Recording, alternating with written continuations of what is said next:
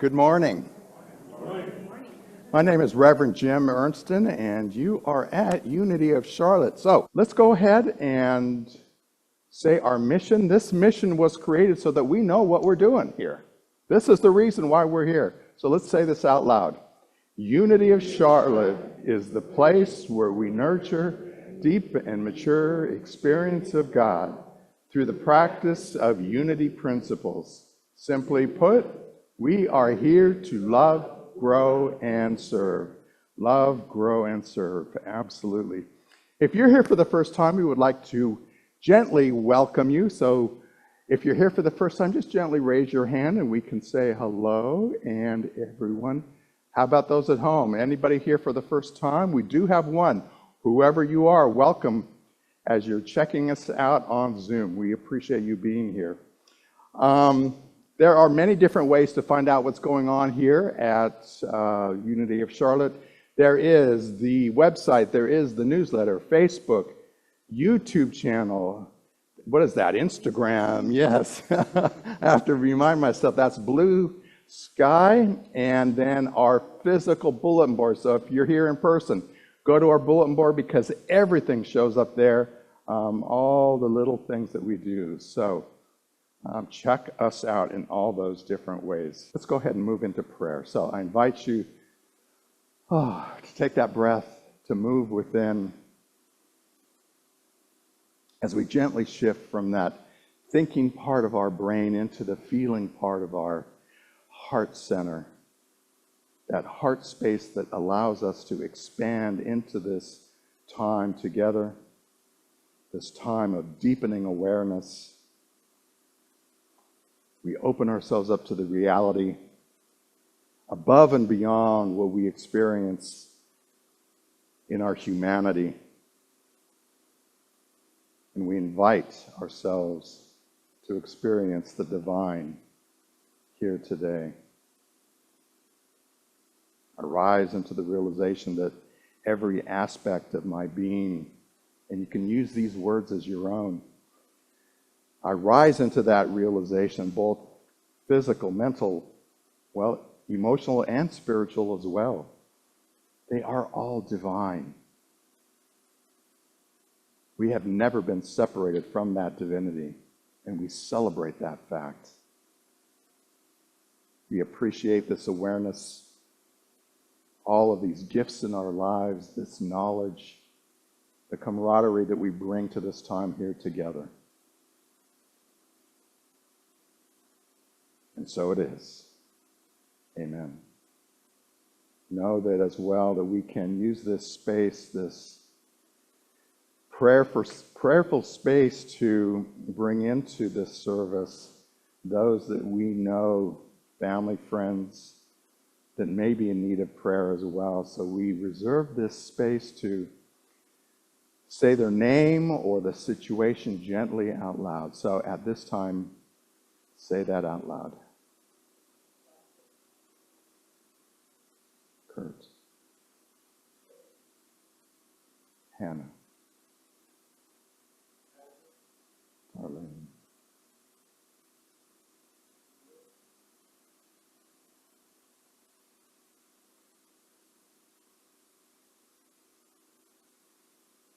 We hold these people, we hold these situations in our hearts, knowing that divine order is working through each and every one of these situations for the best. And so it is. Amen. Please join me in our prayer of oneness. So out loud.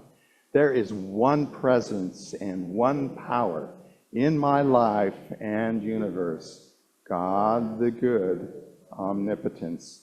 If you join us for that Discover Unity class, you're going to know that that is our number one basic unity principle. We also have a prayer team here. You can use the prayer box out in the hallway. You can use the virtual prayer box that is you can get to it from our newsletter or from our website. And we take those requests and the prayer team prays over them for 30 days. And then those are sent to Silent Unity and they are prayed over for another 30 days. Or if you are in need, day or night, utilize spiritual unity. How many years has spiritual unity been? How many? Silent unity. 100 years. I think it's over 100 years have been in existence. They started as write a prayer and send it to Kansas City.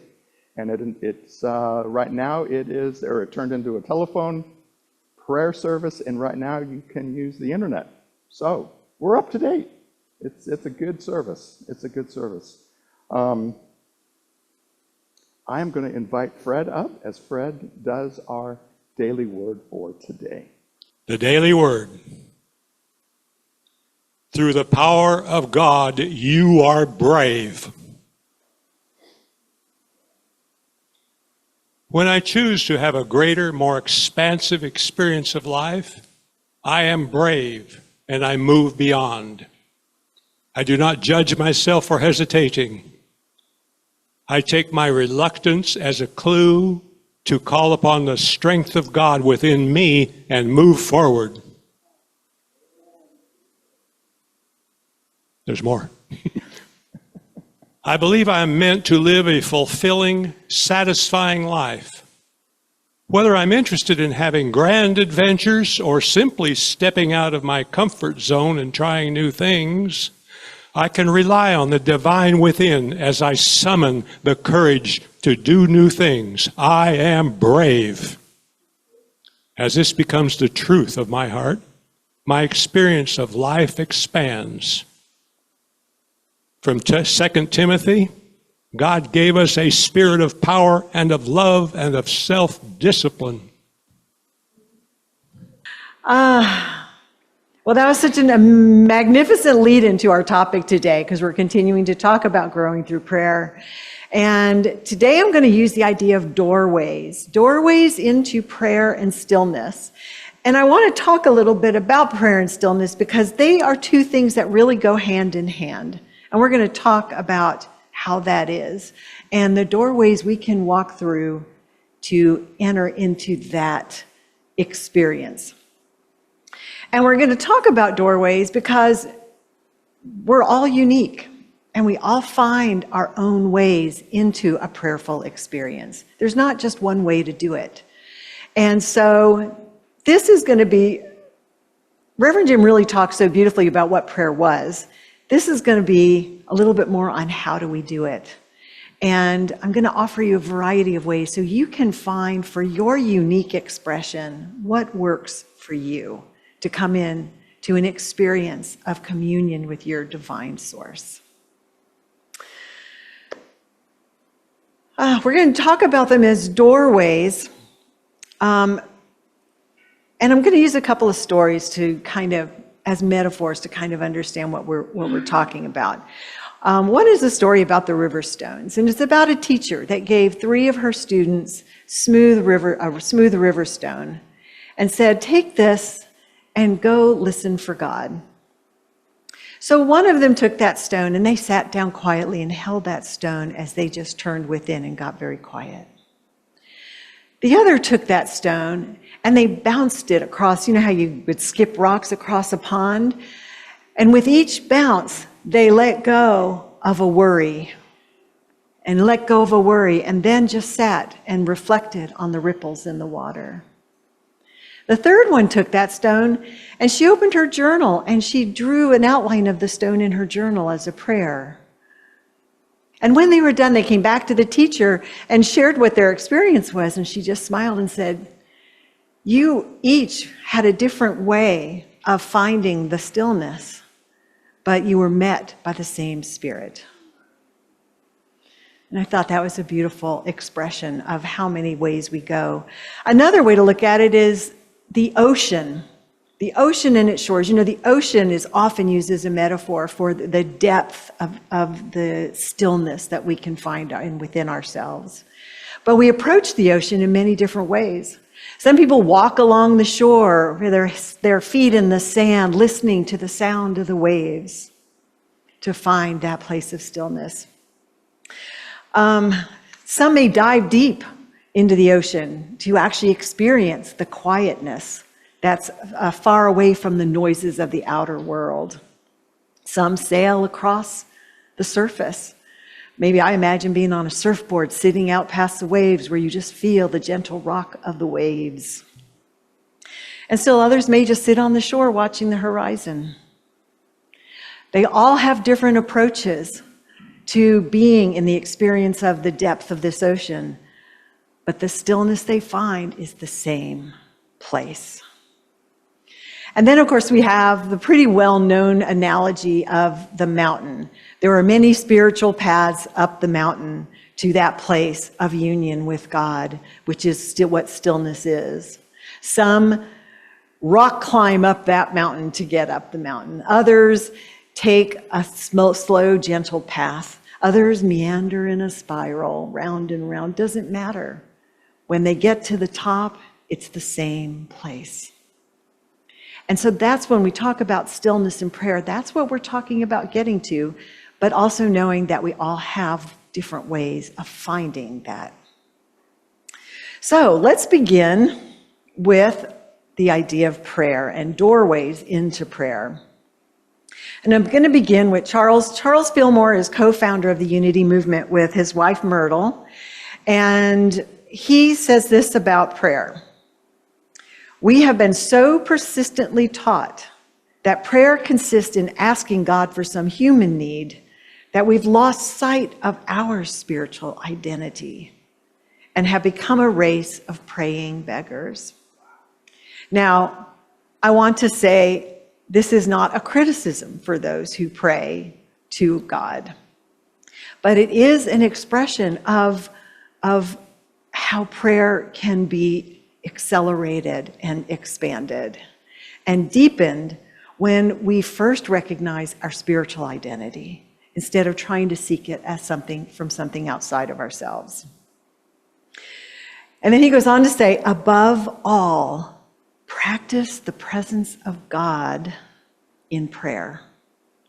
Above all, use prayer to find, remember, and experience God within you. So with this in mind, let's look at some of the doorways we have to moving into prayer. The first one we're going to look at is conversation. Now, this is probably the one many are usually familiar with because of this persistent teaching that we're there to talk to God. Now, there's nothing wrong. Sometimes we just need to talk. This is usually an internal dialogue. But the thing I want to say is, it's a dialogue. So what does that mean? It's not a monologue. It's not just us. Sometimes we have to just unload. So I'm going to tell you, that's okay. Sometimes it's better to go unload to God than my husband, right? He's got enough on his plate. But then we stop and we listen, right? That's the dialogue part.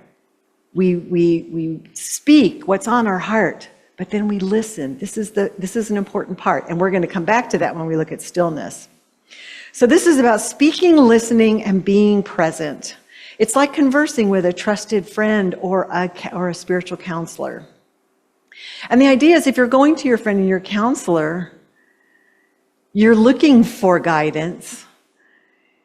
If you're the only one talking and there's no listening, well, what kind of advice can you get?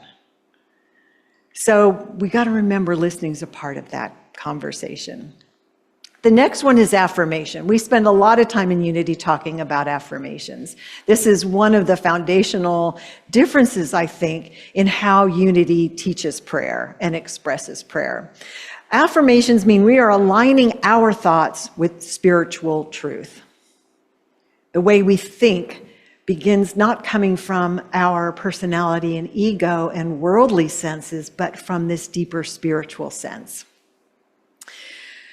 This is affirming these truths rather than asking for, pleading, or trying to get that from something else. It's recognizing it is already here. As a matter of fact, it says prayer becomes a declaration of what already is in spirit. Health, love, vitality, wisdom, light, joy. These are already present in spirit. So affirmations are claiming what is already there and then bringing it into our experience. The next one, I think a lot of people will be familiar with, gratitude. It's a practice of gratitude. Gratitude cultivates a prayerful heart. And this is practicing being thankful for what is. It's an acceptance of what is and finding a sense of gratitude. And this is not just a superficial, okay, that's nice. This is like a deep, authentic sense of feeling, appreciating, and a sense of gratitude for what we have and what we are and what we know. And the more we do this, it cultivates a receptive heart that naturally connects with spirit. When we move into that consciousness of gratitude, we naturally open that doorway to spirit. Next, we have surrender. Don't we love this one? Surrender. Another doorway that we walk through prayer is to release the need to control the outcomes. Often, I know in my early years of prayer, I was praying for outcomes of what I thought I needed or what should be. This is the outcome I want. Please, God, make this happen. Now, it's recognizing divine order, divine guidance and inspiration, and knowing that the outcome might be something so much greater than I can even imagine. And trusting that the spirit within is guiding me to good. Trusting that. So that is surrender, releasing control, yielding to the divine wisdom within. Our next doorway is intention. Now, intention means I'm directing my energy and my focus to something specific. I might have a decision I need to make in my life, and I'm seeking guidance for what the right and best thing to do is. So I'm entering into this doorway of prayer with a specific idea in mind that I'm offering up to Spirit and asking for that wisdom and opening to that wisdom. But my intention might also be connecting to my source. As simple as I am coming into prayer to remember who I am in divine mind, to know myself as the spiritual being that I was created as. I can go in with that intention. And finally, we have embodied prayer. Embodied prayer, we talked a little bit about a couple of weeks ago. This is living prayer in your life. This is living from that state of consciousness that you have found in that connection with your source, moving from that trust and faith in the divine wisdom and guidance you've received, moving that out into your life through acts of service and acts of kindness. That's living your prayer. And that's a doorway to continuing your connection with the divine. So, I'd like to ask you to take a moment to reflect on this list here and think for yourself as you look at it, what doorway or doorways resonate with you? Take a moment to look at that, because we'll be bringing that into meditation when we're done.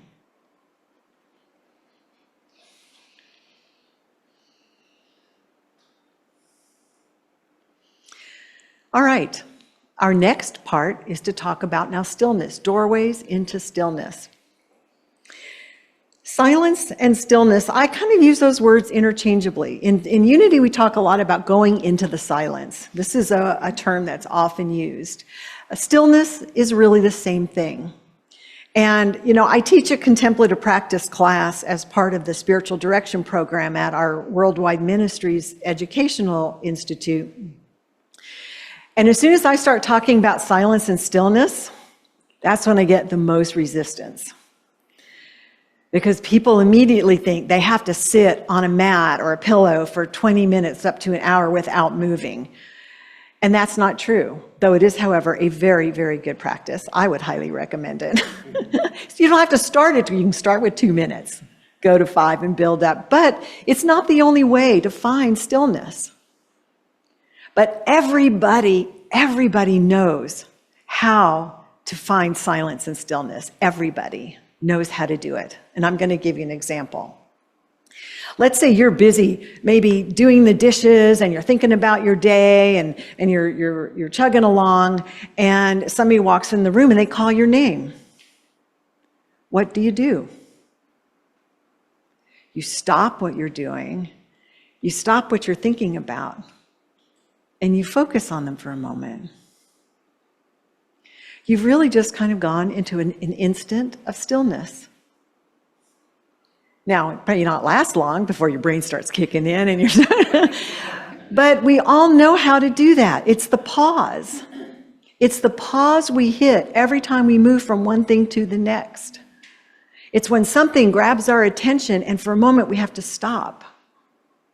It's funny because we were at the picnic last night and we were talking with a new friend I met, Marcia, and we were talking about having to deal with insurance companies and making that call to the insurance company. And I said, yeah, I put it off for as long as possible, and then, I wait until I can center myself and prepare myself for what's going to happen in that call and how long it's going to take to get him, and the whole deal. And I thought that's about preparing to be still and allow. So we do it in our lives without thinking about it. So I know everybody has the capacity to cultivate a deeper sense of stillness and silence. So here we have a couple of quotes. The first one is from our Unity Metaphysics workshops. All divine ideas have their origin in silence. Silence and stillness are the matrix out of which come all our guidance and inspiration. This is where every new idea comes from. Every inspired thought, poetry, artwork, inventions, what to say to somebody in a particular situation. This is the place we draw that creative juice from and that creative flow. So the more we cultivate that, the more we're able to live from that place. And then, of course, the well-known Psalm 46:10, be still and know that I am God. So let's look at the doorways into stillness. Listening, such a huge attribute to finding silence and stillness within. And this really goes hand in hand with that first doorway to prayer, which was conversation, because this is the second half of it.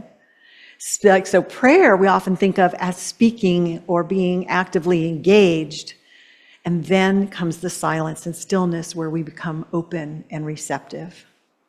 These two make for powerful, effective prayer. Listening. It is in listening that we create a space for intuition and inner guidance. This is where that comes. When we're looking for inner guidance, we have to learn to listen. We can only listen when we get still. The next one is centering. Pretty much we do centering every time we start a prayer. Take a deep breath, breathe in, let go, come into the present. It is returning to a sense of I am. The I am we often call is a Christ within. It's our natural spiritual state of being. And we sort of let go of all the things that are distracting us out here, and we move within and center ourselves in that place. This is a powerful doorway to stillness. Healing space. Stillness is a place to go for healing, for rest and restoration. And often we can use tools such as the sound energy workshop that Darcel will be presenting. But there are so many other ways to bring our nervous system, literally, physiologically, bring our nervous system to a place of rest. When we bring our physical and physiological state of mind to a quieter place, and there's so many ways to do that, yoga and breathing and sounding bowls, and they're just tools we use to shift ourselves physiologically to enable us to find that still place within. I recently started going to a restorative yoga class. If you don't know what restorative yoga is usually work. Restorative yoga is you actually get into supported positions where you can totally relax and you just stay in that for 5 minutes, and you've got blocks and blankets and eye pillows, and you just let go and surrender. Surrender is a big part of that. And what it does is it shifts you out of your sympathetic nervous system into your parasympathetic nervous system, because that's where the body goes into an automatic healing mode. It's an amazing experience. And I'm very, very grateful to have found it right now. So this is really about spiritual and physiological acts of healing to find that place of stillness. The next one is creative ground. Tapping into the silence where inspiration arises. Now, I looked at this 2 different ways. One is losing yourself in a creative project. I know my brother knows that. He's a wonderful artist, and he, I'm sure, finds a very deep place in himself when he loses himself in his art projects. Many of you do. Poetry, I'm sure, is that for you. We all have ways, little creative projects we can do. The knitting ministry, sitting and there you go, Fred. It's about the intention of making it a prayerful, meditative place to move into the silence. So creative projects are a good way to do that. But if you think about creative projects, when you're doing a creative project, you're bringing forth something new. You're manifesting something new that hasn't been there before. And stillness is where we go first to find what it is we're going to bring forth. I know when you do your poetry, you sit and you listen and you open until something begins to be created within your mind. And then it comes out as this amazing poetry. We all have ways of doing that. Now, the other way to look at it is that silence, well, actually, it is the same way, really. Silence always comes before creation. It begins in silence. And I turn to Genesis. In Genesis is our creation story for Christianity and also for Judaism. It's every faith tradition has a creation story. Ours happens to be the one in Genesis. And when you look at it metaphysically, it makes a lot of sense. And so some of the things out of Genesis are, Genesis 1:2 is the earth was formless and void. So this is from a Hebrew phrase, tohu vabohu, and it suggests a primordial emptiness.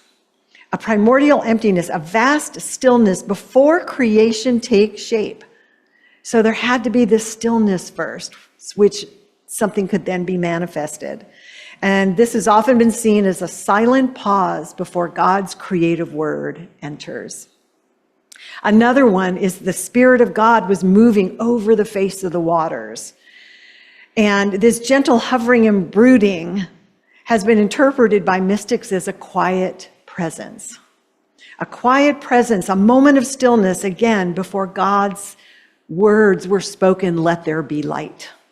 And that was the beginning of creation, the bringing forth of something new. And finally, we have the 7th day of rest, the Sabbath. Once all this creation had been done, we go back into stillness, into rest, to then be able to bring forth the next set of creation. So that is creative ground as one of the doorways to stillness. Union is really kind of goes hand in hand with our surrender and intention. The doorway into prayer for surrender. When we go into prayer with the intention of simply surrendering all our thoughts and just coming into a presence, we open to an experience of union. This is where, for however long, we can actually lose our own sense of individuality and are immersed in that greater spirit. This is often a mystical experience, and they describe it as merging with pure presence. And the last one kind of goes hand in hand with the last one on the other, living prayer, living your prayer. Prayer and going into stillness is a radical act. Why do you think it's a radical act? Because it doesn't get, most of the time in the world, we are not supported or praised for being still and silent. We're praised for our activity, our engagement, our creation, our movement. So in the midst of all the noise of the world, to choose to be silent is a radical act. And it is a way of reclaiming our attention and our inner sovereignty. This is important, I believe. This is throughout our day. You don't have to be sitting in silent prayer for this. Each day, when we go through our day, it is taking that moment of silence to reclaim your inner sovereignty. You have control over your thoughts and how you choose to be and where you choose to come from. So beautiful. All right, I wanted to let you take a moment to look at this list. What stands out for you? What really resonates as a doorway? Perhaps it's one you haven't tried before or thought about. And let that sit with you for a moment when we go into the meditation.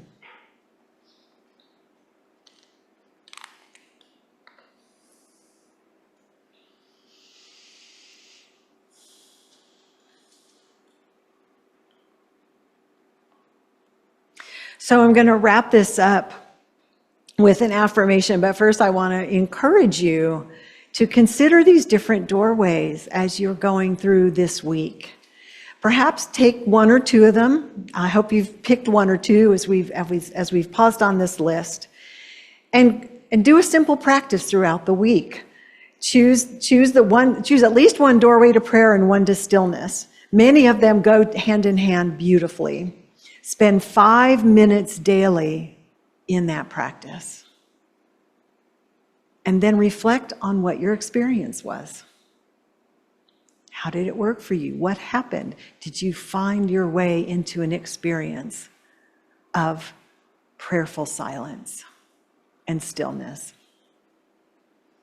So our affirmation today, again, I offer this. These are words I offer. If you have words that resonate deeper with you, you find your words for this. I am an open door to meet the divine. I am an open door to meet the divine. You want to say that with me, please? I am an open door to meet the divine. And so now I invite you to gently close your eyes, and let's take this into an actual practice.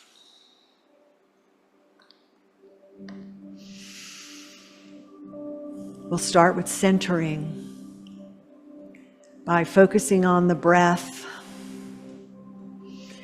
breathing in, feeling our lungs fill with life and light.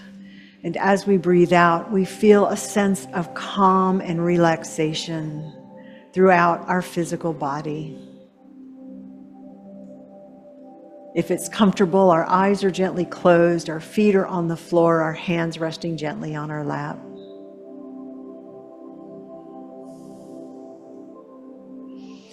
Follow the breath through a few cycles, feeling the in-breath light, love, expansion, the out-breath, relaxation, calm, and presence.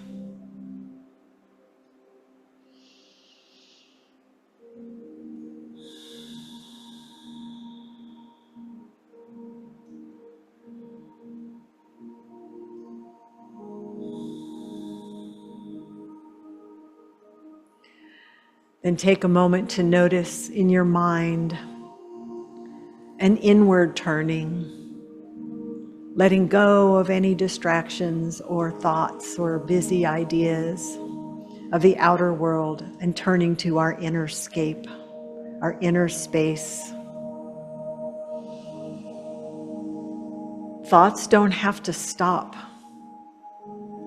because the mind thinks, but our focus and attention does not need to follow them. If it helps, you can imagine sinking below that stream of thought and just letting all those thoughts pass by as you, like going to the bottom of the ocean, to this deep, quiet place. Or for some, it's rising above that stream of thoughts and watching them flow below you without engagement or participation.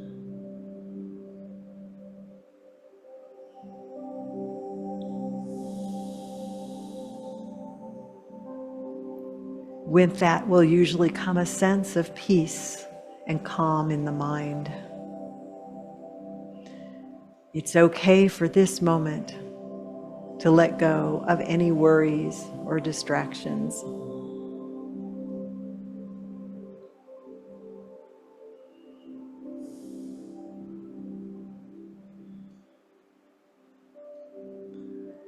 Then we move our focus and attention to our heart center.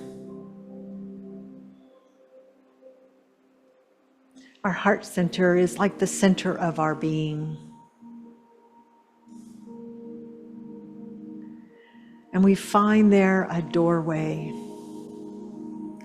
perhaps a few doorways. The beautiful thing is whatever doorway you choose, it leads to light, to inner stillness, to a prayerful moment.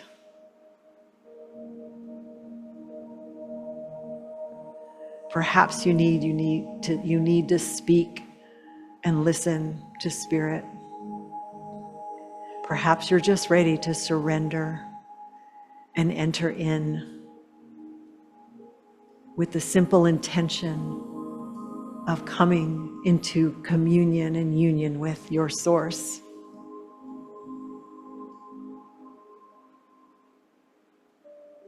Perhaps you feel a sense of deep gratitude.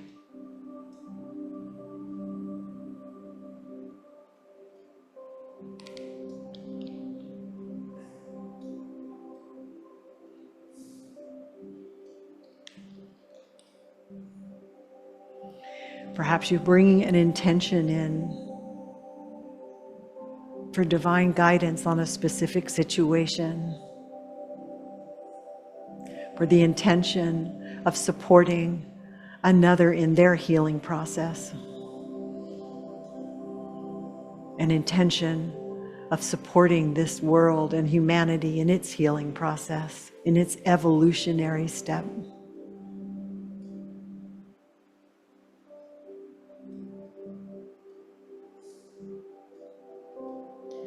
All the while, you may affirm the spiritual truth of you, of God,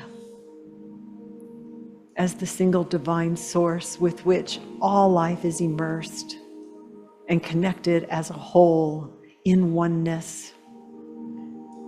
This presence, this life, this vitality is ever present, always active, always giving. And now we stand in this prayerful moment in the stillness to open and receive of that divine source.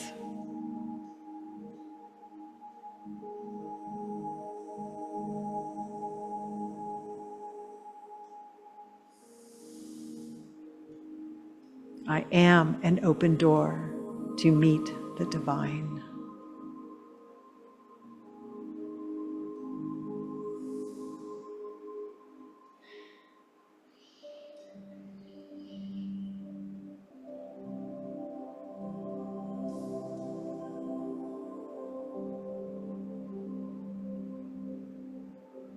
And now we prepare ourselves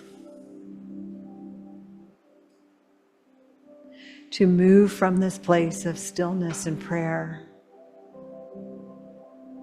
bringing our attention back into our physical form, perhaps wiggling toes and fingers, feeling our breath moving in and out,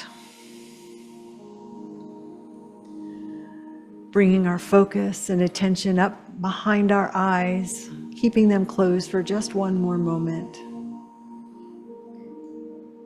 as we feel a sense of gratitude for sharing this sacred moment together, and knowing that it goes with us when we walk out these doors. And whatever doorways we need to enter back into this space, they are there, ready and waiting, all leading to the same spirit of stillness. When you are ready, gently blink your eyes open as we come back to the room. We now get to experience the incredible power of giving and receiving. It is your very presence and generous gifts that you offer that feed the vitality of this community and allow us to continue in love as we grow and serve with each other and this world. There's different ways in which you can join in that consistent giving. We have that donate button on our website. I just used text to give yesterday as I was celebrating the picnic that we were at. It's just boom, it's right there on my phone. I texted the number that I wanted to give into a phone number, and it comes out of my account. To me, that is a simple way. Bill pay, if you want to wait for your paycheck, or there are some QR codes that you can use immediately for PayPal and whatever else. So different ways of giving as well. I invite you to hold your gift today, or the image of your gift that you have. That might have been the consistent giving gift that you already gave earlier. But hold that, and together we will say, joyously I give this gift, knowing the divine presence blesses and multiplies all that I am, all that I have, all that I give, and all that I receive. Thank you, God. The light of God surrounds us. The love of God enfolds us. The power of God protects us. The presence of God washes over us. We are light, love, power, and presence.